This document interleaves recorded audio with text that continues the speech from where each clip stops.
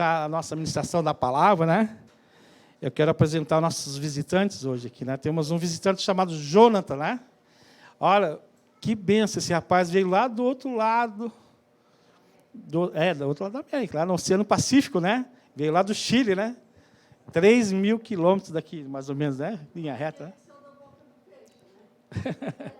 Então, o Jonathan, nós estava passando aí, e ele resolveu entrar, né? Ele estava indo para uma igreja, começou a chover, né?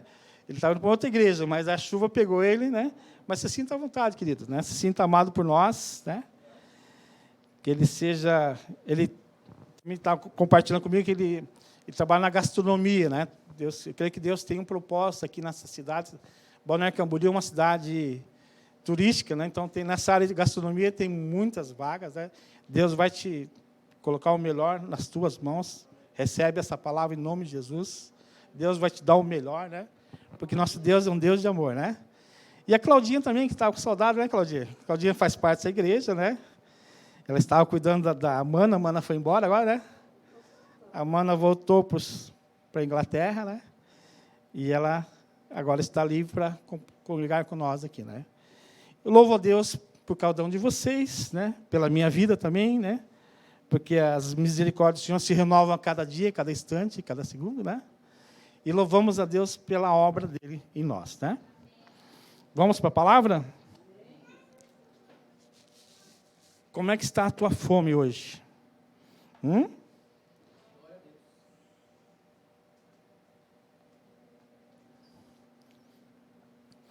A palavra de Deus, ela é alimento para nós. E mesma coisa, se você tem, fisicamente falando, se você está com muita fome, né? A comida é gostosa, né? Por mais que um arrozinho, feijão com ovo, né? Quem gosta de arroz com ovo aí, né? Comida russa, arroz com ovo, né? Pensa numa coisa boa quando você está com fome, né? Fazer um arroz com ovo assim, né? Só não vai fazer hoje à noite, né? Sabe porque eu dei a ideia aqui? Depois eu vou cobrar os royalties dos ovos aí, né? Então, qualquer coisa, quando você está com fome, qualquer palavra, qualquer comida te traz alegria. Mas quando você está de barriga cheia, que você pode pôr picanha na mesa, pode pôr contrafilé, estrogonofe, tudo que você imaginar, bife à parmegiana, você vai olhar assim, até vai comer, né? Porque nós temos um hábito de comer, né? E você vai, já está satisfeito, né? Dá uma beliscadinha, né? Esses tempos, eu estive num churrasco da casa de uns irmãos aí, né? Só que eu não estava com fome, eu tinha comido antes, né? Eu cheguei lá, carne, assim, aquelas carnes, coisas mais lindas, né? Linguicinha, e coraçãozinho, e picanha, e não sei o quê. E eu olhava assim, ai, Jesus, de barriga cheia. Não comi nada, queridos. Pensa, fiquei com o coração partido ali, né? Não por causa da comida, mas é que eu fiquei com vontade de comer aquela comida, mas não tinha fome. Então, é assim a palavra de Deus também. Se você vem para a igreja com fome, a palavra de Deus vai te saciar, querido, vai te alimentar, vai te edificar, vai transformar a tua vida, a tua rotina, a tua história, e você vai sair assim, uau, que gostoso! Como é bom a palavra de Deus. Fala para o teu irmão assim, como é bom a palavra de Deus. Repita, não tenha vergonha, né? A palavra de Deus é boa, é perfeita e é agradável, né? A palavra, Romanos 12 fala sobre isso, né? 12, ali, acho que 3, 4, 5, né? Sobre a palavra de Deus que é perfeita. Ela é boa e ela é agradável. Então, essa palavra que eu quero trazer para vocês, amados, eu quero dizer a questão sobre fé. Hoje o assunto vai ser fé. É uma palavra simples, que eu creio que você já escutou várias vezes, né? Fé. Ah, mas fé. O que é fé, né? Vamos conhecer um pouquinho dessa palavra. Não sei se eu consigo terminar toda ela hoje, porque tem muita coisa para falar sobre fé. Eu creio que um culto só é muito pouco para colocar alguns princípios da fé no teu coração, né? O primeiro princípio, né, que eu posso dizer assim, que sem fé é impossível você agradar a Deus. Então, se você quer agradar a Deus, você tem que ter fé. Sem fé, você não vai a lugar nenhum na caminhada cristã. Aliás, até aqui na Terra, né? Se você não tem fé, às vezes Deus coloca umas oportunidades na tua frente lá e você tem que dar um passo de fé, e você não dá esse passo de fé, você perdeu a oportunidade, querido. Existe uma gíria por aí, né? Que o cavalo está encilhado e está passando na tua frente, né? E às vezes você tem que olhar, entender, discernir o tempo e pular em cima desse cavalo, né? Isso chama-se fé. Isso chama-se fé. Você crer e aproveitar as oportunidades, né? Então, a mensagem hoje fala sobre o poder da fé. O poder da fé. O que a fé pode fazer na vida de uma pessoa? Sabemos que existe a fé natural, que já é nossa fé humana, né? Que você, por exemplo, assim, você entrou num elevador, você apertou um botão, né? Conforme o número que você apertar, ele vai te levar naquele lugar, né? Se estiver funcionando normalmente, né? Se você for usar um carro, né? Se tem a certeza que o carro, você vai chegar a uma curva, ele vai fazer a curva e o carro vai virar. Você tem a fé que, se pisar no freio desse carro, esse carro vai parar. Isso chama-se fé natural, né? É uma coisa lógica, porque o carro foi feito para frear, foi feito para virar, foi feito para acelerar. O fabricante fez esse carro para que ele funcionasse para o teu uso geral, para o teu uso diário. Então, ele foi feito. Então, você crê que aquilo lá vai dar um bom resultado. A não ser que ele quebre, claro, né? Tem a quebra mecânica, né? Mas ele foi feito para funcionar. Não é verdade? Lá na empresa, esse dia, quebrou o portão eletrônico lá. Puxa, ele foi feito para abrir o portão, para fechar o portão. Gente, pensa numa coisa que está fazendo falta. Semana, se Deus quiser, vamos ter lá de novo, né? Mas é bom, ele foi feito para abrir e para fechar, para abrir e para fechar, para abrir e para... Então, isso é a nossa fé natural. Você tem certeza que eu vou comprar e o cara vai instalar e vai funcionar. E se não funcionar, a garantia vai me dar o respaldo que ele vai ter que fazer o negócio andar lá, né? Então, vai funcionar. E assim você também, você compra um aparelho, uma máquina de lavar roupa, você quer que ela lave roupa, né?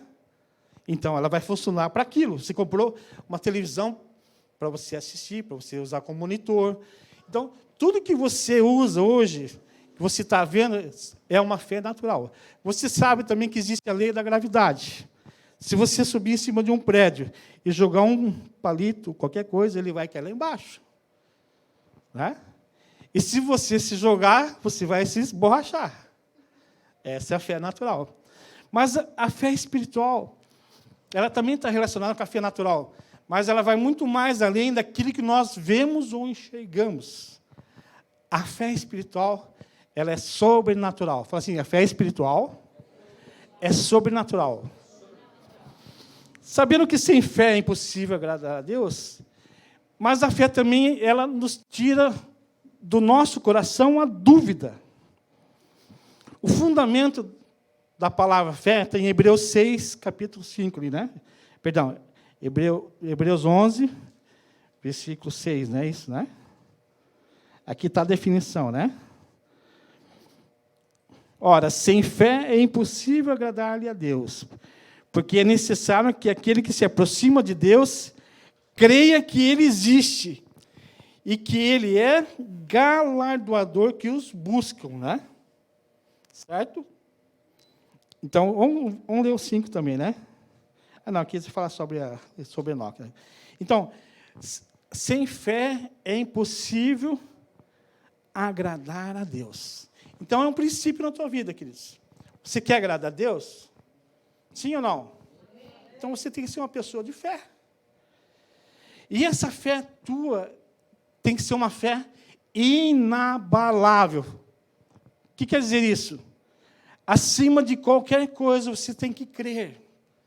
E fé é aquilo que Deus promete. Fala assim para o teu irmão. Fé é aquilo que Deus promete. Se Deus prometeu uma coisa para você, querido, Ele vai cumprir. Se Deus falou para você que Ele vai te abençoar, Ele vai te abençoar. Porque Deus não é homem que minta, e nem filho do homem para que se arrependa. E a palavra de Deus mostra que a fé remove montanhas. Aqui no livro de Hebreus, capítulo 11, mostra aqui a galeria dos homens de fé. Homens que passaram por circunstâncias, por histórias, por aflições, por lutas, mas venceram, certo? E nós também temos que vencer certas coisas, né? Mas, primeiramente, para nós sabermos o que nós temos que vencer, eu vou dar alguns exemplos de homens na Bíblia aqui, que passaram por lutas, aflições, venceram através da fé. Eles sobrepujaram a sua razão natural. Eles lançaram fora aquilo que ele achava que não é correto, ou que não tem sentido, né? Vamos dizer assim, né? Por exemplo, assim, Abraão, né? Não, vamos começar com um pouquinho mais para trás lá, né? Vamos começar com Abel e Caim. Abel e Caim, filhos de Adão e Eva, né? Eles chegaram na presença de Deus. Abel e Caim, sem pedir nada, por gratidão a Deus, Abel trouxe uma oferenda ao Senhor. E Deus aceitou a oferenda. Né? Ele trouxe o melhor do rebanho. Abel trouxe o melhor do rebanho para Deus. Né? O primogênito lá, do novilhinho que não tinha defeito, nem nada, e ofertou a Deus o melhor que ele tinha. Escolheu lá do rebanho, da criação de animais dele, e deu um animal. Caim foi diferente, né? Caim foi plantador, agricultor, né? Plantava cenoura, cebola, batata, aipim, alface. E no finalzinho lá da sua colheita, quando o sol já estava murchando lá, as coisas estavam mais feias, ele já tinha consumido o melhor, né? O que sobrou, ele deu o resto para Deus. Daí Deus falou, não aceito. Deus não aceitou a oferta de de Caim, mas aceitou a oferta de Abel, certo? Estão entendendo? Vamos caminhar, vamos fazer uma construção hoje aqui, né? Então, isso quer dizer o quê? Que ele deu o melhor que ele tinha, ele deu as primícias para Deus, Abel. Caim deu aquilo que sobrava. Aquilo que não, para ele não tinha valor. Então, ele não valorizou aquilo que Deus é na vida dele, que Deus deu a capacidade dele de plantar e colher, e ele deu o que tinha de sobra. Mais para frente, nós vemos a história também de um herói da fé, né? Chamado também Enoque, né? Certo? Hebreus 11, 5. Pela fé, Enoque foi transladado para não ver a morte, e não foi achado, porque Deus o transladara, visto como antes da sua transladação. Né? Vamos colocar Lucas lá, Gênesis 5, 22 a 24. Aqui conta a história de Enoque, que ele foi transladado, ele não experimentou a morte. Ele amava tanto a Deus, Deus amava tanto ele, que Deus, vem para cá, querido. Vem para o andar de cima aqui, né? Depois do nascimento de Matusalém, Enoque viveu em comunhão com Deus por mais de 300 anos e teve outros filhos, né? Continuando. Enoque viveu 365 anos, andando em comunhão com Deus, até que um dia, o que aconteceu? Desapareceu o cara, né? Porque Deus o levou para junto desse... Olha que experiência espetacular, né? Já pensou você que está andando aqui na Terra, né? E, de repente, você... Porque Deus gosta tanto da tua presença, você gosta tanto da presença de Deus, que Ele, te leva. É uma experiência, né? A Bíblia tem muitas teofanias. O que é teofania? São coisas além do sobrenatural, né? E nós vamos entrar em algumas delas, vocês vão ver que existem muitas teofanias na Bíblia. E isso mostra o quê? Mostra o sobrenatural de Deus que nós não enxergamos e que a nossa fé natural não crê. A nossa fé natural não consegue chegar, mas a nossa fé espiritual, podemos crer nessas maravilhas, nesses sinais que Deus faz, né? Um pouquinho mais para frente, nós vemos a história aqui de um camarada chamado Abraão, né? Isso, né? No 8, né? Pela fé, Abraão, sendo chamado, obedeceu, indo para um lugar que havia de receber por herança, e saiu sem saber para onde ia. Olha que experiência forte aqui na vida de Abraão, né? Seu pai Tera, né? Tera é pai de Abraão, né? Na verdade, antes era Abrão, né? Depois foi chamado de Abraão. Houve o nome de Abraão foi mudado para Abraão, e Tera era seu pai. E Deus, como já tinha destruído tudo através do dilúvio, né? Começa uma nova aliança com esse camarada chamado Abraão. Ele chega assim, Abraão, ele escuta a voz de Deus. Abraão vivia com sua família, seus pais.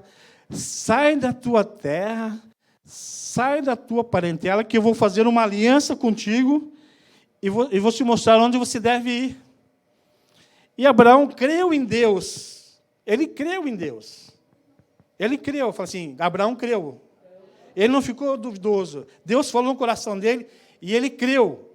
E ele saiu da sua parentela. Ele saiu, ele obedeceu o chamado de Deus. Só que um probleminha, ele levou um sobrinho junto. Deus não falou para levar o sobrinho, mas ele... eu vou ajudar meu sobrinho também. Meu sobrinho Ló, né, vai estar junto lá. E tirou, né, e foram para uma terra onde Deus havia prometido algo para ele, né? Em Gênesis 17, Deus fala no ouvido de Abraão, bem pertinho, ó, Abraão, olha Abraão, 17:1 lá, foi lá, queridos. Acho que é 16, acho que eu pulei o versículo aqui bem. Acho que é 17 mesmo, né? Está certo. Quando Abraão estava com 99 anos, o Senhor lhe apareceu e disse, eu sou o Deus Todo-Poderoso, seja fiel a mim e tenha uma vida íntegra. Essa parte que me interessa, essa de baixo, ó, seja fiel a mim e tenha uma vida íntegra, certo? Algumas traduções dizem assim, não sei se você tem na tua Bíblia, né? Abraão, anda na minha presença e ser perfeito. Então, Deus deu uma ordem para Abraão. Abraão, anda na minha presença, querido. Anda comigo, que você vai ser perfeito. Você não precisa fazer nada. Eu vou fazer essa obra na tua vida. E essa ordem Deus dá para nós também. Se nós andarmos na presença do Senhor hoje, queridos, nós vamos ser perfeitos. Nós estamos sendo aperfeiçoados todos os dias. Todos os dias nós estamos nos alimentando da palavra, caminhando, e a palavra de Deus vem nos lavando, nos purificando, nos transformando, e a perfeição vem, porque Deus é perfeito. Né? Os caminhos de Deus já são abençoados. Se você anda nos caminhos de Deus, você não precisa para Deus pedir para abençoar o teu caminho, porque os caminhos de Deus já são abençoados. Você tem que andar nos caminhos de Deus. Esquece o teu caminho, que às vezes está meio tortuoso. Você tem andado por uns caminhos obscuros, e venha na presença do Senhor. Então, anda na minha presença e ser abençoado. Então, nós vemos um chamado forte, onde Abraão, já velhinho, já 99 anos, né, já estava, e a Sara estava com 90, e ele recebeu uma promessa, você vai ser pai de multidões. Fala assim, pai de multidões. Abraão, você vai ser pai de multidões. Mas aí ele começou, mas como assim, né? Já estou passado, já, né? A Sarinha também, 90, imagina, 90 anos a Sara, né? A Sara já estava no bico do corvo, já, né? E a Sara já estava passada. Mas mesmo assim, Deus, a graça e a misericórdia de Deus veio na Sara e ela teve um filho chamado o quê? Isaac. Fala assim, Isaac. Sabe o que quer dizer Isaac? Risada. Porque eles começaram a rir. Era impossível. Era impossível conquistar um filho, né? Mas com 90 anos nasceu Isaac. E Deus fez muito mais com Abraão. Isaac já tinha uma idade já de 14, 15 anos, né? Deus faz um pedido para ele, sabia? Deus fez um pedido para Abraão. Fala, eu quero o teu filho em sacrifício vivo. E Abraão, como era obediente a Deus, sobe ao Monte Moriá, pega alguns gravetos de madeira e começa a fazer ali um sacrifício, um holocausto, né? Uma oferenda a Deus, né? E Isaac, que era o piazinho, falou, pai, onde é que está o cordeiro, né? Porque toda vez que fazia uma oferta ao Senhor, tinha um animalzinho sem mancha, e aquele animal era imolado. Ele matavam e colocavam ali como sacrifício em agradecimento e adoração a Deus, né? E Abraão fala assim para Isaac, né? Olha, Deus proverá. Porque no coração de Abraão sabia que o seu filho ia ser imolado, porque Deus pediu o filho para ele, né? E Deus estava testando o coração de Abraão, até onde Abraão ia ser fiel ao seu chamado. E ali nós sabemos que passou um pouquinho, né? Abraão pega o cutelo para matar o seu filho, né? E de repente vem uma voz do alto, fala, não, para, Abraão, já vi que tu és fiel. E de repente aparece um cordeirinho do lado, né? Mais uma teofania, e nós vemos ali esse animal depois foi sacrificado. Esse animal representa Jesus, o cordeiro, né, sem mancha, sem mácula, né, inocente. É uma sombra de Jesus do Novo Testamento, lá em Abraão, se cumprindo a palavra de Deus que Isaías profetizou, né? Então, ali nós vemos Deus testando o coração de Abraão, mas ele foi fiel a Deus. Ele foi fiel a Deus. Gente, tem tantas experiências da Bíblia do sobrenatural de Deus. Nós vemos lá Moisés no Egito, Moisés, o Mar Vermelho se abriu. Primeiro, antes de abrir o Mar Vermelho, as 10 pragas do Egito. Primeira coisa, antes disso, Moisés era um homem gago, tinha dificuldade de falar, e Deus chama ele para libertar o povo que estava preso lá no Egito, né? Já é um milagre. Daí Moisés aparece, a sarça ardente, Moisés sobe ao monte, fica na presença de Deus, e Deus fala assim, você vai libertar o meu povo lá. Você vai libertar o meu povo, né? Mas como, Senhor? Eu não sei nem falar. O que eu vou falar para o faraó? Fala que eu sou, está mandando você lá. E aparecem as 10 pragas do Egito, né? A praga das rãs, do piolho, a praga de sangue, e a última, que é a mais forte, né? A praga dos primogênitos, né? Onde, um dia antes da Páscoa, né? Eles iam comemorar a Páscoa, eles pintaram, né? O anjo do Senhor falou assim, todos os primogênitos de Israel, fiquem dentro de casa, mate um cordeiro, pega o sangue, pinte os umbrais da porta, né? E faça como esse alimento, como Páscoa, né? E não saia de casa, porque o anjo da morte vai passar por fora, e onde ele vê o sangue nos umbrais da porta, ele não vai entrar. Mas onde não tiver, ali vai morrer o primogênito daquela casa. E realmente aconteceu. E ali o faraó liberta o povo para o Egito, né? Para o deserto, né? Então o povo saiu porque foi uma praga, foi muito forte. O faraó perdeu seu filho, né? Primogênito. E nós vemos que Moisés entra no deserto, leva esse povo para o deserto, quase 2 milhões de pessoas. E nós vemos aí, gente, milagres e milagres e milagres, milagres, né? E tem gente que não acredita em Deus, né? Primeira coisa, o povo era alimentado todos os dias com maná. Todos os dias caía maná ali, né? E na sexta-feira caía 2 vezes, para sexta e para o sábado, né? Então caía. O maná não dava para guardar, tinha que comer só no dia, né? Então tinha maná lá de filé mignon, maná de macarronada, maná.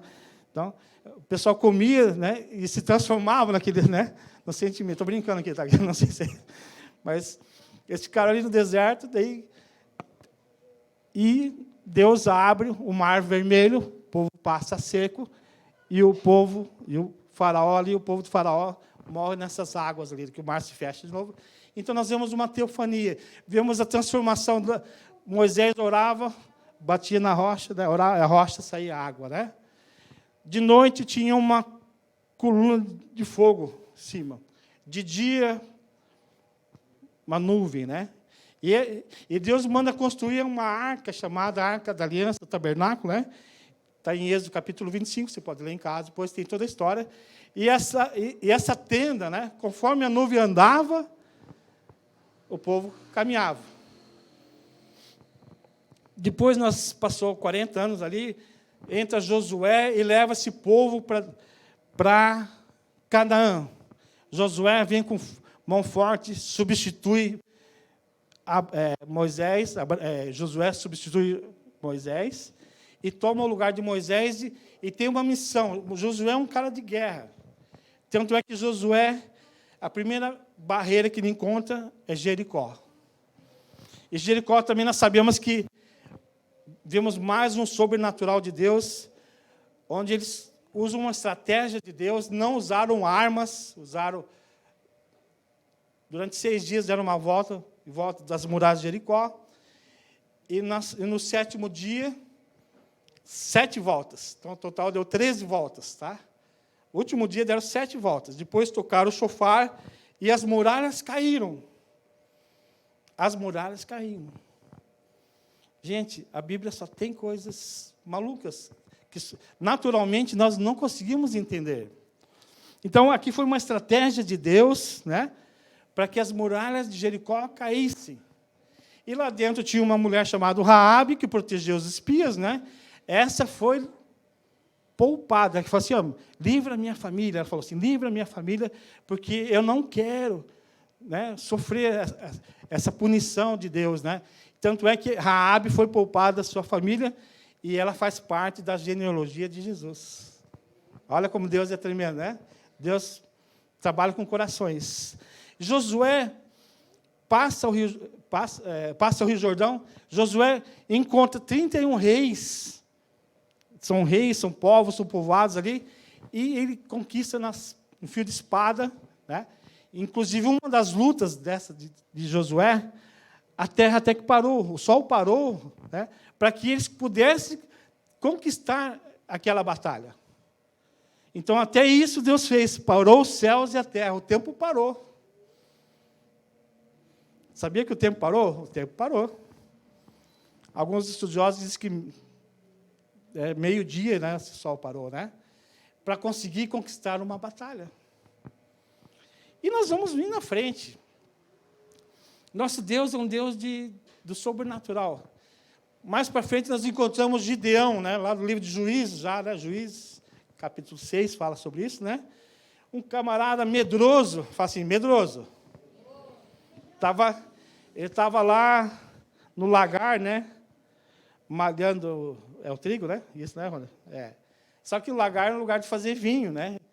O lagar é um negócio que coloca as uvas ali e prensava. Mas ele estava malhando o trigo ali, porque ele era um cara medroso.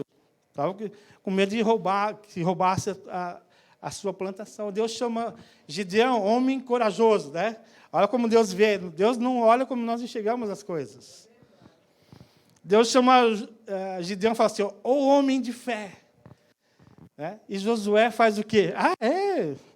O senhor crê em mim, Senhor? Então, vou fazer um teste. O senhor está me chamando mesmo? Está me chamando? Então, vamos fazer um teste do novelo de lã. Vou colocar lá o novelo. Né? Se no orvalho, colocar um potezinho, né?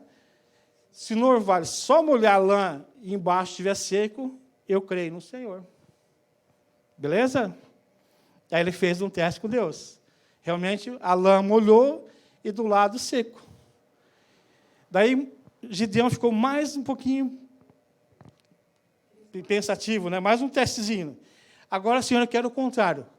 Em volta molhado e a lã seca. Deus fez ou não fez? Fez, né?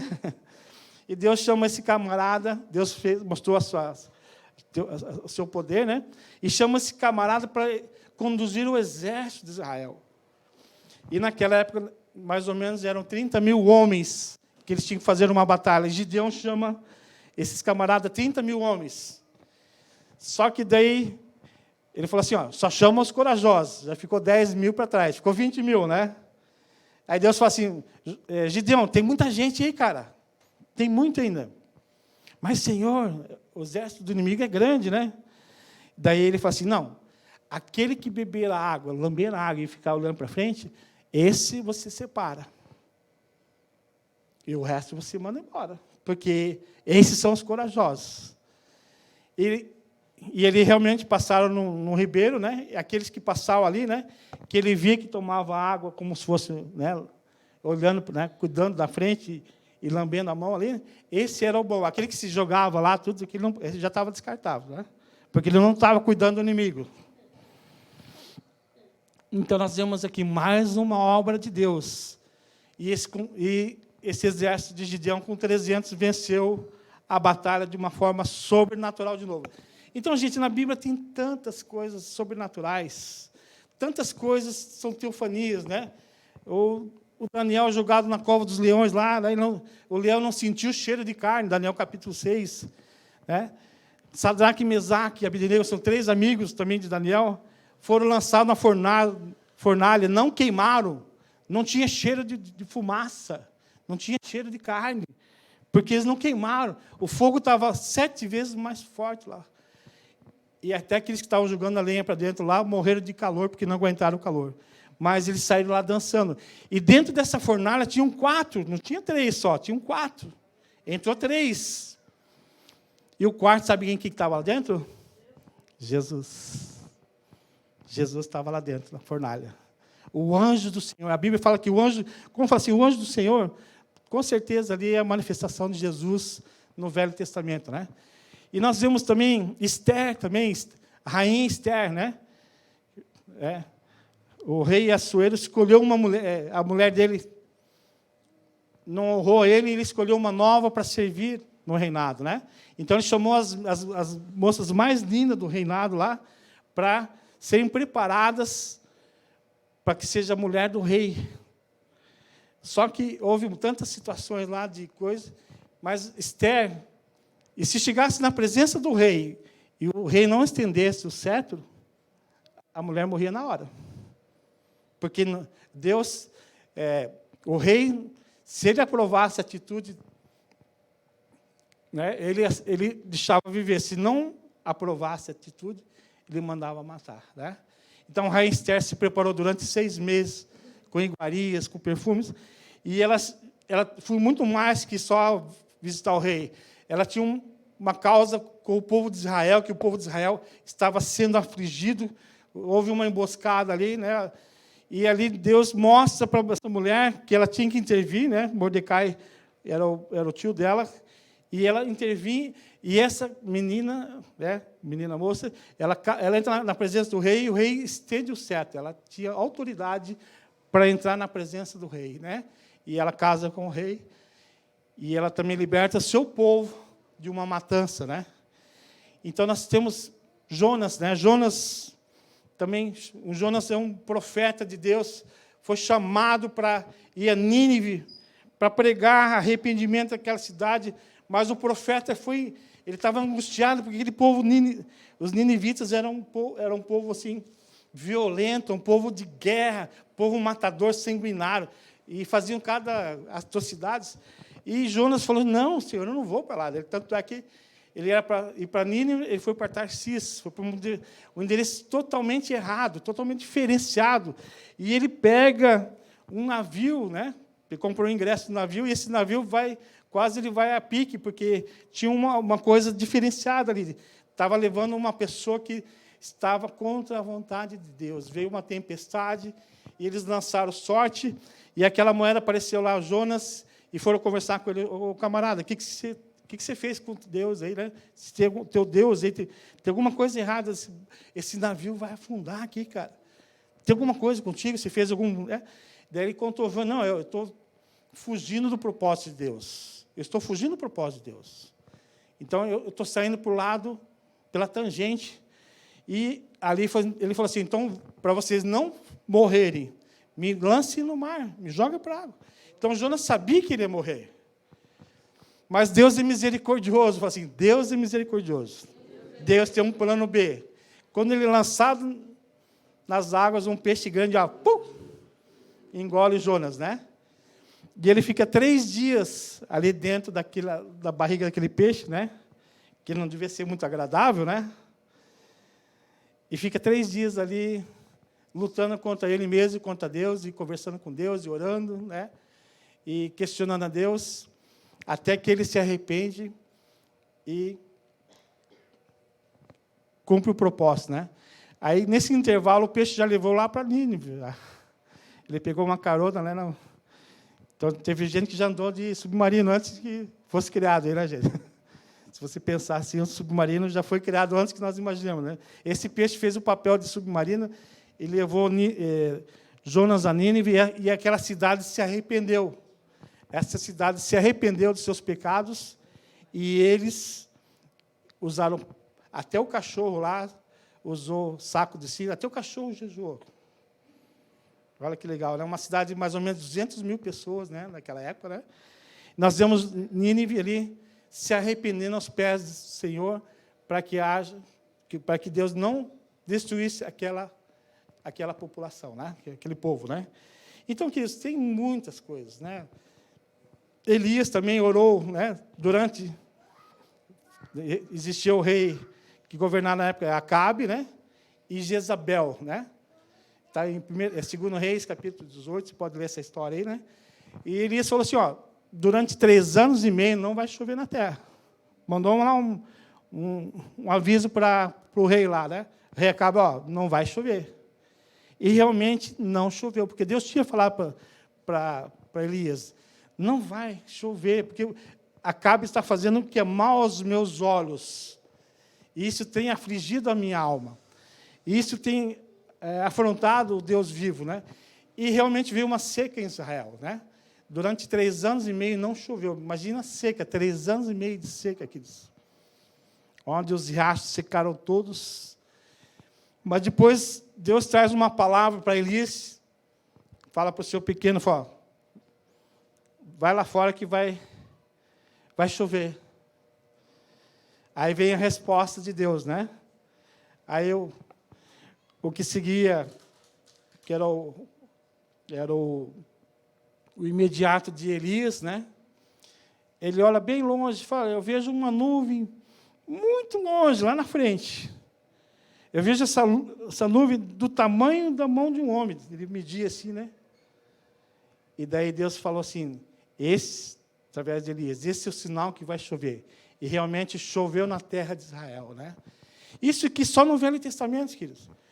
No Novo Testamento nós temos tantas experiências de teofania através da fé, né? Vemos Jesus transformando água em vinho lá em Canaã da Galileia, né? Canaã da Galileia, né? Onde estava numa festa e acabou o vinho. Essa festa acabou o vinho, acabou a alegria. Porque eu creio que convidaram gente demais ou pegaram uma galera que gostava de enxugar o caneco, né? Um dos dois aconteceu ali, né? E no meio da festa acabou o vinho. E as festas lá são grandes, 3 dias, 4 dias, 5 dias, né? E Jesus, a mãe de Jesus chama ele, ó, Jesus, ó, acabou o vinho. Daí Jesus falou, o que eu tenho contigo? Não é chegada a minha hora ainda, né? Mas a gente sabe que Jesus fez um charminho ali, né? Não é chegada, mas era a hora dele já, né? Então, Jesus se manifesta naquela festa e transforma, mais ou menos, alguns estudiosos falam que era 600 litros de água, transforma em vinho. E a festa continuou, né? A festa continuou. Nós vemos tantos sinais onde Jesus cura um paralítico lá no tanque de Betesda, né? Esse dia nós estávamos lá na escola de quinta-feira aqui, né? Que esse camarada estava 38 anos ali no tanque, esperando alguma coisa acontecer, né? E tinha uma tradição ali que, uma vez por ano, dizem, né, os estudiosos, que as águas eram mexidas e quem pulasse no tanque era curado. E Jesus chega ali no sábado e cura esse enfermo. Né? E esse camarada, Jesus bate um papo com ele e fala, você quer ser curado, né? Daí o cara pensa, acho que não, né? Vou ficar mais uns 40 anos aqui, né? Então, Jesus cura esse camarada. Mas Jesus falou assim, ó, toma o teu leito, ó, e pode cair fora, que você está curado. E isso foi mais para mexer a religião da época, porque a tradição judaica, no sábado, não poderia ter cura nenhuma. Não poderia ter cura. E ali nós vemos ali uma manifestação de Deus, através de Jesus, curando, né, ali, ao vivo e a cores, aqueles que estavam acompanhando os seus discípulos, né, e esse camarada foi curado. Vimos também Zaqueu, né, em cima de uma árvore lá, né? Zaqueu era um baixinho, publicano, cobrador de impostos, né? Esse camarada, ele queria ver Jesus. Só que ele tinha uma vida toda errada, sabia? Ele que fazia o caixa 2, né? Ele cobrava os impostos, uma parte ficava para ele, né? Ou mais que uma parte, né? Então ele sempre cobrava mais das pessoas, e enganava, né? E ele quis conhecer Jesus. E Jesus, naquela caminhada ali, né, na multidão caminhando, vê o rapaz em cima da árvore, lá, em cima de um sicômoro, que é uma árvore, e fala assim, ô Zaqueu, como Jesus olhou, já sabia até o nome, que você não precisa se apresentar para Jesus, ele sabe o teu nome. E Zaqueu também sabia o nome dele. Né? Jesus sabia o nome de Zaqueu, né? Zaqueu, desce daí que hoje eu vou jantar na tua casa hoje. Né? Jesus fazia muito isso aí, sabia? Porque ele não tinha onde dormir, onde deitar, então a casa dele era o mundo, eram as pessoas. Né?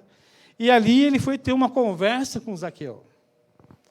E nessa conversa, Zaqueu fala assim, olha, Jesus, como sinal de arrependimento da minha história, eu quero dizer para você o seguinte, Jesus, que aqueles que eu roubei, eu vou restituir 4 vezes. Olha o arrependimento de Zaqueu, queridos. Isso aqui é forte, queridos. Porque geralmente a pessoa faz muita coisa errada aí fora, né? Mas ela, antes de conhecer Jesus, lesa muitas pessoas, lesam pessoas aí, mas não vê o estrago que ela fez. Mas Zaqueu houve um verdadeiro arrependimento na vida dele. Por quê? Porque ele falou assim, eu vou devolver 4 vezes mais. Eu vou restituir, vou pagar com juros aqueles que eu lesei. Então, para mim, o arrependimento de Zaqueu foi um arrependimento genuíno, verdadeiro, que valeu profundamente a história dos homens de fé. Vemos mais para frente, quase na sequência ali, a mulher do fluxo de sangue também, que já fazia 12 anos que essa mulher sangrava. E na medicina, naquela época, não era uma medicina como temos hoje. Né? Temos hoje tecnologia, tem aparelhos, né? Mas naquela época não existia, a medicina era muito precária. E essa mulher, eu creio que ela tinha gastado tudo que ela tinha já, todos os seus recursos, para que ela alcançasse a cura.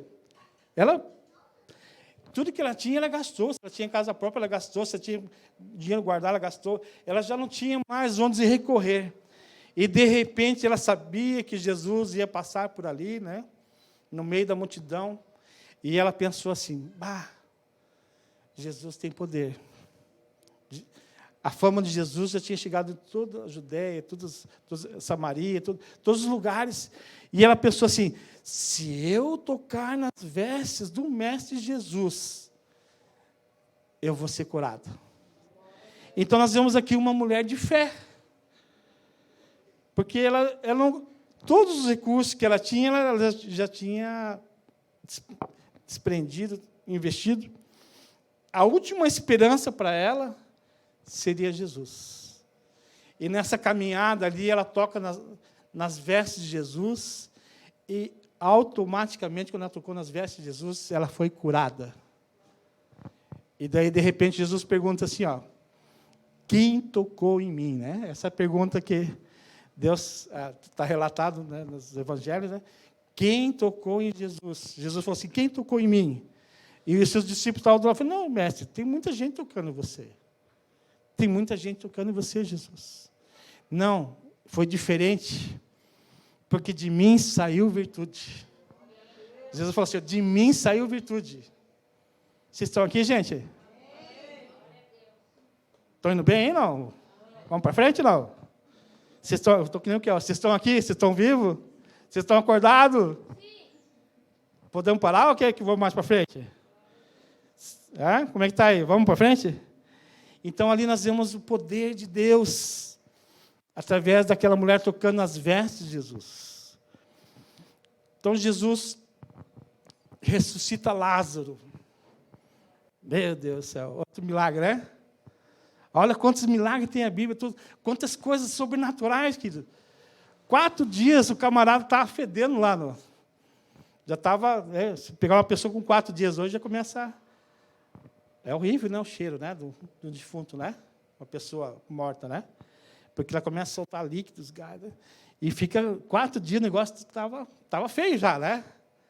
Mas Jesus chega lá e fala assim, abriu o sepulcro, né? Atai-o, né?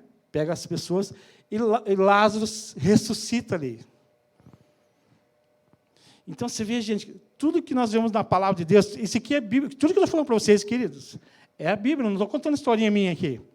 Estou relatando as histórias bíblicas. Estou relatando as coisas que Deus faz, está fazendo e vai fazer em nosso meio, né? Nós vemos os discípulos de Jesus, né? Ali nós vemos a história de Felipe, que é transladado, né? Mais uma teofania, né? Felipe é transladado. Ele prega lá, está em Atos capítulo 6, você pode ler em casa depois, a história de Felipe, onde Felipe prega para um camarada que estava vindo na adoração de Jerusalém, na volta da sua casa, ele estava lendo a Bíblia, mas não entendia nada, e Felipe aparece do lado ali e pergunta, você está entendendo o que você está lendo? Aí aquele eunuco fala, né? Ele tinha uma certa autoridade, e ele fala assim, eu não estou entendendo, é bonitas as palavras, mas não tem ninguém que me explique isso aí. E ele pega o quê? Entra na carruagem, fala que aqui Isaías 61 está falando de Jesus, que Jesus vai vir, que vai morrer, vai ressuscitar, e que ele é o Cordeiro vivo que desceu dos céus, que morreu por nós, e que tem autoridade sobre as nossas vidas. Então, Jesus, ele prega Jesus ali, e já prega sobre o batismo, tinha água do lado ali, daí ele falou assim, você entendeu? Você entendeu o que eu falei? Entendi. Olha, tem água aqui, quem me impede de ser batizado? Nada, você creu em Jesus, então aqui agora mesmo já foi batizado e foi salvo e continua a sua vida. Então, uma colheita instantânea. E, de repente, esse Felipe não está mais ali, ele é transladado para uma outra região, alguns dizem que é Azoto, nessa região, né? Ele é transladado. Ele estava ali, pum, parece outro lugar. Opa, está na Bíblia, não estou inventando história, gente. Eu não estou inventando história para vocês. Primeiro astronauta. Não, ele foi transladado, né? A matéria estava num lugar e a matéria foi aparecer no outro. Não é nem, acho que não é nem astronauta, né? É uma transferência de moléculas, vamos dizer assim. É uma, sei lá eu que sei. Mas é o poder de Deus, queridos, né? Então nós vemos no Novo Testamento também Paulo, né? Paulo lá no meio lá da ilha de Malta, né? Você está em Atos, acho que é 26, isso, Atos 26. Na ilha de Malta, Paulo ele caiu no náufrago lá e de repente foi mexendo nos gravetos lá e uma cobra pica o camarada, né? Picou o camarada, Paulo. Paulo foi picado pela cobra, né? E todo mundo estava lá naquela ilha, esse cara vai morrer, né? Só esperar um pouquinho, né? Que é fazer o efeito do veneno, né? E, de repente, não aconteceu nada com Paulo. Paulo fez assim, isso não é nada para mim. E aí as pessoas, nossa, esses camaradas são do outro planeta. São Apolos, né? Estamos chamados de Apolo, outro não sei o quê. E ali Paulo mostra que não é qualquer coisa que nos aflige, né? Aquilo para ele não era nada. O veneno de cobra, a Bíblia diz que se comeres alguma coisa mortífera, não lhe fará mal algum. Então, Paulo, através daquela situação, daquela história, ele mostra mais um poder de Deus, a teofania, né? Paulo também, muitas vezes, ele queria pregar o Evangelho e o Espírito Santo não deixava ele viajar, porque ali não era plano de Deus para a vida dele. Então, o propósito de Deus o Espírito Santo barrava, não, você não vai para cá, você vai para o outro lado, que tem pessoas que querem que você pregue. E nós vemos lá em Atos capítulo 10, também Cornélio se convertendo, né? Onde Pedro tem uma visão de alguns animais, e Cornélio orando, né? Cornélio era gentil, Pedro era judeu. Ali nós vemos, e Deus falando assim, ô Pedro, aquilo que eu santifiquei não é imundo, porque Pedro entendia que esse povo já não era escolhido de Deus, que não podia chegar o evangelho até lá. Então, ali, as portas do evangelho começou a alcançar outros povos, não só os judeus, né? E Cornélio traz ali, manda alguém lá buscar Pedro, e Pedro vem naquela casa e já faz um reteté ali, e o Cornélio convida os vizinhos do lado, de cima, de cá, e já começa uma congregação ali, começa uma pregação ali, e começa o evangelho naquela casa. A salvação chegou naquela casa. Por que eu estou falando tudo isso para vocês, queridos? Para aumentar a fé de vocês. Porque sem fé é impossível agradar a Deus. Nós estamos, muitas vezes, com os nossos olhos naturais. Nós só conseguimos enxergar aquilo que nossos olhos veem. E nós somos homens de fé. Fala assim, eu sou um homem de fé. Fala assim, você, mulher, você é uma mulher de fé. Deus tem muito mais daquilo que nós vemos, ouvimos ou pensamos. O nosso Deus é o Deus do invisível. O nosso Deus é um Deus sobrenatural, que Ele vai tocar na sua vida. Primeira coisa, você já está aqui porque Deus tocou na sua vida já. Porque você é um escolhido de Deus. João 17, oração de Jesus, fala bem claramente que não foi nós que escolhemos a Ele, foi Ele que nos escolheu. Você é um escolhido de Deus. Você não está aqui por acaso. Você não caiu aqui de paraquedas. Deus tem um plano na sua vida, e é um plano eterno. Esse plano eterno começa aqui na terra, quando você começa a entender o Evangelho, a crer nas promessas, e por isso que fé é contrário à dúvida. Se você crê na palavra de Deus, você é um homem de fé. Você é uma mulher de fé. Se você não crê no que eu falei aqui, queridos, você está perdendo tempo aqui dentro. Porque a Bíblia ela é bem clara, é a manifestação do poder de Deus nas nossas vidas.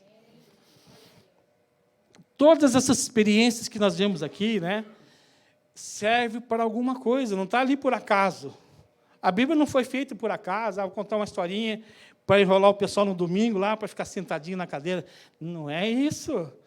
A Bíblia é poder de Deus, onde Deus manifestou a sua glória aos homens de Deus. Homens que creram, assim como Abraão, como Moisés, Josué, Gideão e outros mais, Daniel. Todos esses homens tiveram experiências fortes com Deus vivo.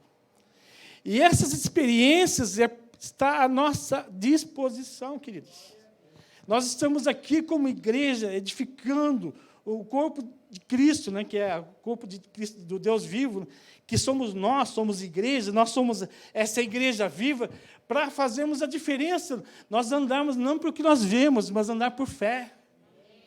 Se a minha fé não me levar a um lugar que ainda não cheguei, eu sou um dos mais miseráveis, porque sem fé eu não vou agradar a Deus, e eu não vou chegar a lugar nenhum. Que nem Tomé. Tomé queria saber, mas o Mestre ressuscitou, Jesus ressuscitou? Sim. Eu só acredito vendo as feridas, as chagas das suas mãos, né? Então, Jesus morreu, ressuscitou, ficou 40 dias no meio dos seus discípulos, e teve que aparecer a Tomé. Tomé, sou eu. Você é um Tomé da vida também, não? Que você tem que ver as coisas acontecer. Eu só acredito se ver. Tomé teve que... Ele duvidou de Jesus, que tinha ressuscitado. Jesus aparece a ele. Olha aqui, Tomé, olha aqui, ó, Tomé. Ó, Tomé. Está vendo as minhas chagas aqui, ó? Daí Jesus traz mais uma lição para nós aqui, né? Você só crê se vê. Bem-aventurada a geração que não vê, mas crê. Você é essa geração ou não? Como é que está a tua fé? Está estagnada? Gente, eu quero te tirar desse buraco que você está, que muitas vezes se cai no mesmice, você acha que, mais um dia passou. Você está andando no sobrenatural de Deus? Você está andando sobre as águas? Me responda, você, que nem Pedro. Pedro andou sobre as águas. Você está andando sobre as águas? O mar vermelho está se abrindo para você? Os seus problemas estão sendo resolvidos porque Deus está contigo, Deus está na tua frente, Deus está agindo na tua vida, Deus está movendo o teu coração, o teu caminhar, ou você está, deixa a vida me levar, domingo passou, mais um culto, segunda-feira volto a trabalhar, aí eu esqueço que eu sou crente, continuo na mesmice, na terça eu vou fazer alguma coisinha, e vou esquecer que eu sou um cristão, que ando por fé, que não ando por vistas. Queridos, eu falo aqui de propriedade própria, de experiência. Eu já experimentei muito de Deus em tantas áreas da minha vida, e Deus honrando sempre elas. Porque Deus tem o sobrenatural dele para agir na tua vida, e você não entende, você está estagnado, você está amarrado, e você não vai para frente. Por causa do medo, por causa da incredulidade, por causa da dúvida, e deixe de experimentar o melhor de Deus nesta terra.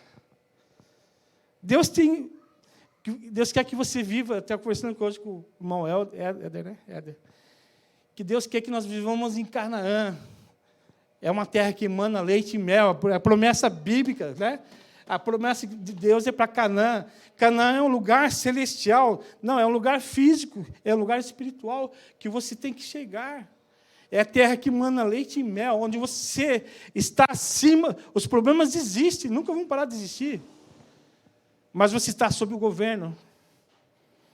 Os problemas vêm, você tem como solucionar, porque Jesus está contigo. Jesus é a tua força, Jesus é a tua confiança, Jesus é a tua solução. Então, você tem que dar um passo de fé para você chegar em Canaã, porque senão você vai morrer no deserto e vai chegar lá nos céus, né?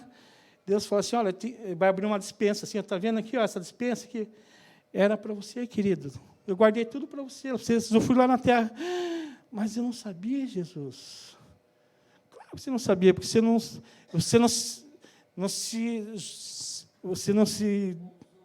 ousou, você não confiou, você não buscou, você não se jogou pela fé. E essa dispensa aqui você deixou de usufruir lá embaixo. Você pode vir para o deleite eterno, mas lá embaixo eu tinha preparado o melhor para você. E você não usufruiu porque você ficou com medo.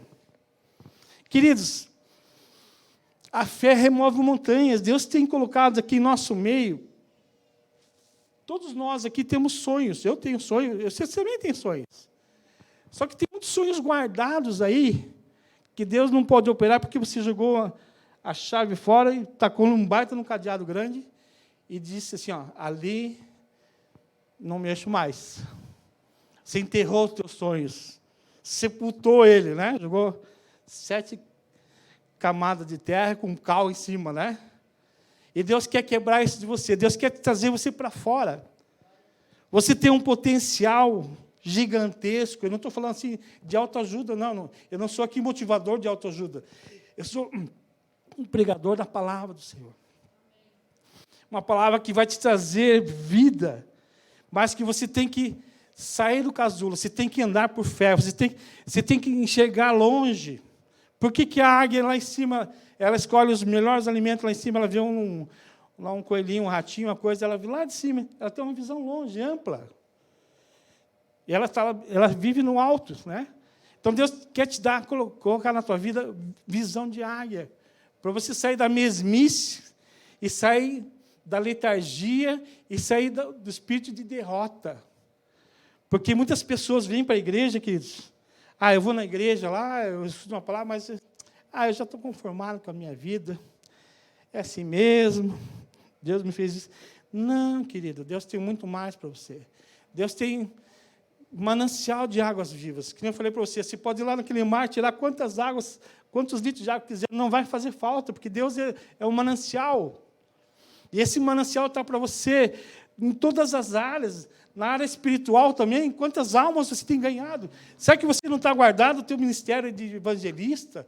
Ou de pastor ou de mestre? Será que você não está sendo egoísta e pensando só em você, em vez de buscar o reino dos céus, em primeiro lugar, e a sua justiça, buscando só aquilo que te interessa? Não, isso me interessa, isso não me interessa. Eu não quero. Tem gente que faz. Tem gente que faz. Por que eu vou fazer? Eu não nasci para isso. Será que é assim mesmo? Será que é isso que Deus falou mesmo para nós?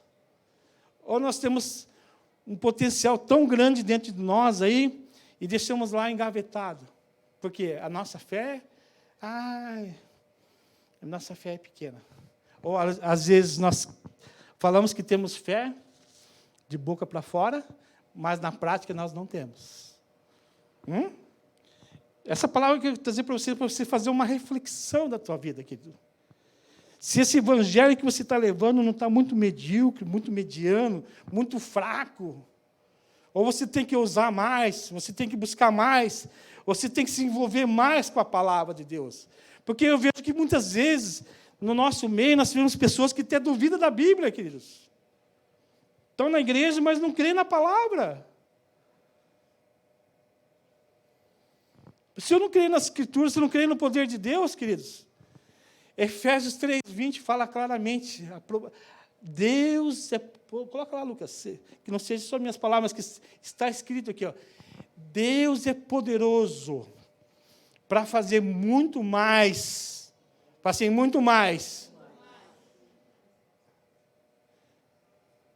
Olha lá, toda a glória seja a Deus, quer por seu grandioso poder, que... Tem outra versão aí? Eu não gosto dessa versão, não. Essa nova versão transformada, que ela transformou muito mesmo, que ela está tirando o sentido das palavras, mas essa aí. Essa é a boa. Porque, assim, às vezes, tem muita gente traduzindo a Bíblia, né? E trocando, às vezes, até um sentido de uma palavra, né? E muda todo o sentido do contexto, né? Ora, aquele que é poderoso para fazer... Está falando aqui de quem aqui? De Deus, né? Quem que é poderoso aqui? Eu não tenho poder nenhum. Mas Deus tem poder. Aquele que é poderoso para fazer infinitamente mais de tudo aquilo que pedimos ou pensamos, conforme o seu poder que opera em nós. Quem tem esse poder, queridos? Deus, Jesus. Quem tem esse poder? Como é que está a tua oração? Quem sabe a tua oração está muito fraquinha, está pedindo, Jesus, me dá uma coisinha ali, uma coisinha aqui, um carrinho ali, uma casinha. Será que a tua oração não está muito pobre? Eu sei que você é humilde, né? Todos nós temos que se humilharmos na presença de Deus, né? Mas você é filho do rei. Você esqueceu que você é filho do rei? Você é um príncipe, você é uma princesa. E muitas vezes você pede, Jesus, me dá um emprego. Deus quer derramar na sua vida, assim, recebe, estou mandando, recebe. Deus quer derramar na tua vida muito mais aquilo que você pediu, pensou. Queridos, eu tenho tantos planos na vida. Eu sou um cara sonhador. Eu sei, tem alguns irmãos que falam, é o José do Egito, né? O José do Egito só sonhava, né? Sonhava um monte, né? Tanto é que ele chegou a ser príncipe do Egito, né? José foi governador do Egito. Quem mandava lá era o faraó e ele. Então, ele tinha autoridade máxima. Era o segundo que mandava, né? Mas ele mandava mais que o faraó, porque o faraó ele só queria governar, ele não queria ficar mandando, ele não queria se incomodar com essas partes burocráticas, né? Assim como também Daniel, né? Daniel foi governador durante 3 reinados, né? Nabucodonosor, Ciro e Dário, né? Passou 3 reinados ali e dava Daniel na cabeça, primeiro-ministro, Daniel, primeiro-ministro. Mudava o império, Daniel na cabeça, primeiro-ministro. Então, queridos, Deus tem colocado nas nossas mãos, e nós, por medo, por falta de ousadia, por falta de fé, nós não alcançamos. Porque você, sem fé, você não vai agradar a Deus. Deus tem rios de água viva para abençoar para a igreja. Nós não precisamos sair mendigando mais. A igreja de Cristo é uma igreja gloriosa, vitoriosa. Deus tem rios de água viva na tua área emocional, na tua área espiritual, na tua área criativa, na tua área profissional, na tua área ministerial. E Deus quer mexer com você, só que você está que nem um iceberg, né? Está ali. É para você, querido.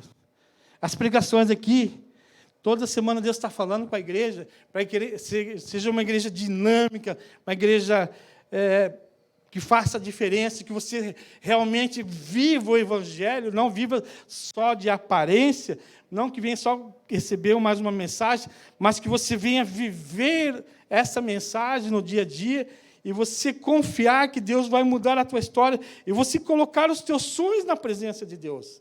Que sonhos é matéria-prima de Deus. Homens que não eram cristãos, mas que tinham sonhos, se realizaram. Né? Estava lendo a história do Walt Disney, né?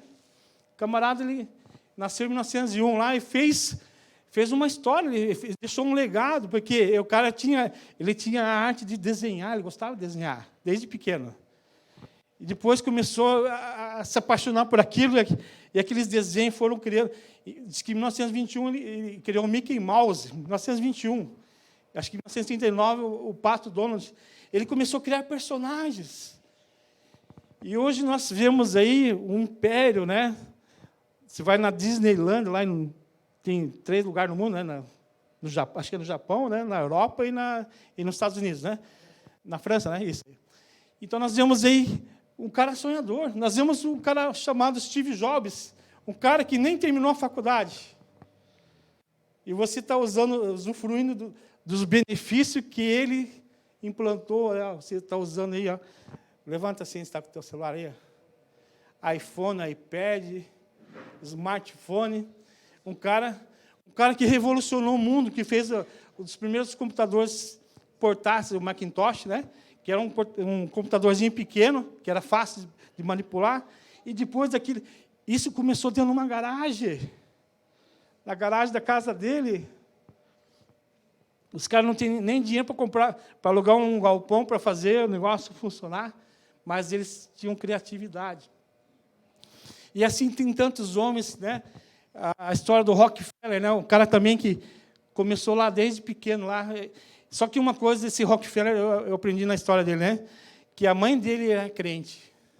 A mãe dele sempre falava assim, ó, filho, ele começou a trabalhar desde pequeno, eles eram pobres demais. Filho, quando você servir a Deus, tudo que você ganhar, dá o dízimo para Deus. Se você ganhar R$1, dá 10 centavos. Então, ele foi fiel no pouco. E esse camarada, hoje a família Rockefeller é uma das famílias mais ricas dos Estados Unidos. Né? Eles são donos da Esso, da Shell, tantas marcas de petróleo. Por quê? Porque começou pequeno. Ninguém nasce grande, queridos. Eu quero que entender vocês que se Deus deu um sonho para a tua mão, esse sonho começa pequeno, ele se multiplica, começa a crescer, Né? Eu ia trazer uma semente aqui, até tem aqui, né? Vamos usar essa semente aqui, é natural ou é artificial? Tá, mas só para ilustrar aqui, né? Aqui tem uma semente do trigo, né? Posso arrancar? Aí, arranquei. Tá. Aonde tem mais aí, Rosa? Ô, Rosa, por que você fez eu tirar ali? Tá bom. Aqui é a semente de trigo, tá? Ali tem a semente do que é esse aqui? A semente do quê? É trigo também, né? É trigo. Mas não importa. Semente de uma árvore. Se você pegar uma sementinha aqui, ó. Vocês conseguem me entender? Ó. É uma sementinha aqui, ó. De qualquer fruto. De qualquer árvore. Se você pegar uma semente de uma árvore, uma goiabeira, só um exemplo, né? Ele é tão de fé que aquilo ali que é artificial. Então, com essa semente aqui, ó, com essa sementinha aqui, você tem uma floresta na tua mão, querido. Claro que é artificial, não vai nascer, mas se você pegar uma semente de uma goiabeira, de uma figueira, você tem uma floresta na mão, queridos. Vocês conseguem enxergar ou não? Ou é só eu que consigo enxergar isso? Se você plantar uma semente, nasceu uma árvore, dessa árvore você vai tirar quantas sementes para você replantar de novo? Você tem uma floresta. Está me chegando? Estou falando para crente aqui ou para incrédulo? Eu estou desafiando vocês mesmo. Eu quero que vocês fiquem com raiva de mim. Mas que saia daqui convertido o coração e entusiasmado pela fé. Porque sem fé você não vai a lugar nenhum. Fala para o teu irmão de novo aí. Sem fé, tu não vai a lugar nenhum. Mas com fé, tu vai experimentar o melhor de Deus. Você vai experimentar o sobrenatural de Deus. Deus quer te tirar do casulo, meu irmão, minha irmã. Eu vim aqui para desafiar vocês. Eu sou um pastor aqui que quero implantar a palavra do Senhor no teu coração, mas não com mentira, porque eu estou pregando aqui a verdade. E você não está enxergando a verdade, porque Deus tem um potencial na tua vida que você está guardado, e Deus quer tirar isso de você, quer lançar fora todos os medos, né? Porque muitas vezes, às vezes, através de uma decepção, o coração fecha. De repente, a pessoa foi numa área, não foi bem sucedido, e ali ele foi derrotado naquele momento, na batalha, naquele momento, né, vamos dizer assim, e aquilo trouxe uma aflição na alma dele, e toda vez que chega naquela área, o cara não vai, porque ele já sabe que, poxa, aqui eu já passei e levei pau, né? Mas não é isso que Deus está querendo fazer com você. Deus quer te levar a um nível maior de fé, queridos, onde você possa resplandecer a glória de Cristo, onde você possa andar no sobrenatural de Deus, onde você possa mergulhar nesse rio de Deus para experimentar o melhor dessa terra. Eu não conformo, né? A Bíblia diz, não vos conformeis com este mundo, né? Romanos 12:1 ou 8:1, né? 12:1. Perdão, deixa eu ver se 12:1, né?